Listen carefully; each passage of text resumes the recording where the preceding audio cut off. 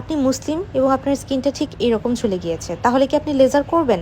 Laser করলে এমন চুলা স্কিন থেকে আপনি ঠিক এই স্কিনে চলে আসতে পারবেন, কিন্তু অ্যাজ এ মুসলিম আমি তো আপনাকে এটা সাজেস্ট করব না। কিন্তু লেজারের মতো যদি আপনারা বাসায় বসে কোনো একটা সিরাম অ্যাপ্লাই করে স্কিনটাকে ঠিক আমার মতো টান করতে পারেন তাহলে কেমন হয়? জি, আপনারা ঠিক শুনছেন, আমার হাতে যে ইনজেকশনটা দেখছেন এটা কিন্তু আপনারা স্কিনে কোনো পেইন ছাড়া কিংবা ইনজেক্ট ছাড়াই আপনার স্কিনটাকে ঠিক আমার মতো টান কিংবা গ্লাস স্কিন করতে পারবেন। কিভাবে? খুব সহজ। এই সিরামটা জাস্ট আপনারা স্কিনে অ্যাপ্লাই করে লেয়ার করে লাগিয়ে রাখবেন এবং এটা সপ্তাহে 1 দিন বা 2 দিন অ্যাপ্লাই করবেন হাইয়েস্ট, এর বেশি না।